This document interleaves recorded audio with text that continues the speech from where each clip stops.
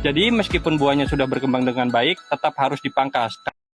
Selamat datang di lahan ketahanan pangan Satpamopit Polres Metro Bekasi.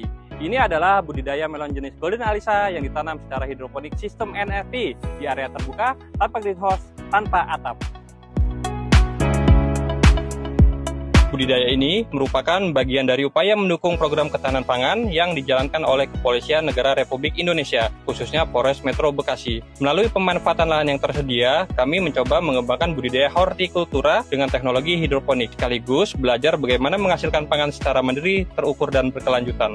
Hari ini, tanaman telah memasuki usia 25 hari setelah pindah tanam atau 25 HST, dan sekarang tanaman mulai memasuki fase penyerbukan dan pembentukan buah. Sebelum melakukan penyerbukan, kita harus terlebih dahulu bisa membedakan bunga jantan dan bunga betina. Bunga jantan memiliki fungsi utama menghasilkan serbuk sari. Ciri yang cukup mudah dikenali adalah tidak adanya bakal buah di bagian bawah bunga. Sedangkan bunga betina memiliki bakal buah kecil di bawah mahkota bunganya. Bakal buah inilah yang nantinya akan berkembang menjadi buah apabila bunga berhasil mengalami penyerbukan dan dilanjutkan dengan pembuahan. Saat melakukan pengecekan, saya menemukan satu batang yang sebelumnya tidak saya rambatkan ke tali. Ternyata pada batang tersebut sudah terbentuk buah melon dengan ukuran kurang lebih sebesar telur ayam.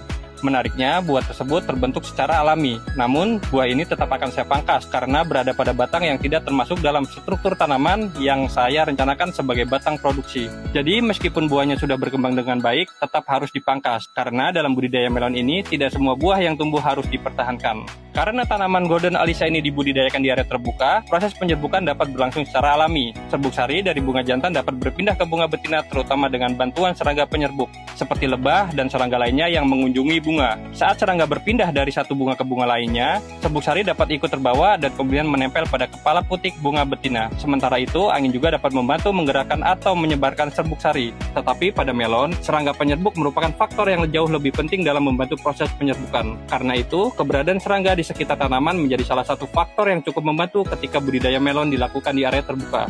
Bagaimana kalau ditanam di greenhouse? Jika tanaman melon ditanam di dalam greenhouse, kondisinya tentu berbeda. Greenhouse memberikan pelindungan dari lingkungan luar, tetapi pada saat yang sama, akses serangga penyerbuk juga bisa menjadi lebih terbatas. Karena itu, salah satu metode yang dapat digunakan adalah polinasi atau penyerbukan secara manual. Dan pada episode ini, saya akan memberikan contoh bagaimana proses polinasi manual dilakukan. Caranya cukup sederhana. Pertama, kita memilih bunga jantan yang sudah mekar dan memiliki serbuk sari yang baik. Kemudian, bunga jantan digunakan untuk mengambil serbuk sari dari bagian kepala sari. Setelah itu, serbuk sari tersebut ditempelkan secara perlahan kepada kepala putik bunga betina yang sedang mekar. Pastikan serbuk sari benar-benar mengenai bagian kepala putik. Dengan cara sederhana ini, kita membantu memastikan serbuk sari dari bunga jantan benar-benar sampai ke bunga betina. Setelah proses penyerbukan berhasil, bunga betina akan memasuki proses pembuahan. Jika berhasil, bakal buah akan tetap bertahan dan mulai mengalami pembesaran. Dalam beberapa hari setelah penyerbukan, perubahan pada bakal buah biasanya mulai dapat diamati. Namun, perlu dipahami bahwa penyerbukan berhasil tidak langsung berarti buah pasti berkembang sempurna. Buah tetap harus dipantau karena keberhasilannya dipengaruhi oleh kondisi tanaman, kualitas bunga, proses penyerbukan, serta nutrisi yang diberikan. Pada fase awal, kita akan melihat apakah bakal buah tetap bertahan kemudian mulai membesar.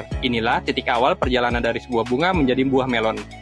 Itulah perkembangan melon Golden Alisa pada umur 25 hari setelah pindah tanam atau 25 HST. Tanaman kini sudah memasuki fase penyerbukan dan awal pembentukan buah. Selanjutnya kita akan melihat apakah bunga betina yang telah diserbuki mampu bertahan dan mulai berkembang menjadi buah. Ikuti terus perjalanan melon Golden Alisa ini menuju pembentukan buah, pembesaran, pematangan hingga masa panen. Apa yang dilakukan di lahan ini mungkin terlihat sederhana, hanya beberapa baris tanaman melon. Namun dari sinilah semangat ketahanan pangan dibangun, memanfaatkan lahan yang ada, menerapkan teknologi, belajar menghasilkan pangan, dan terus menjaga keberlanjutannya.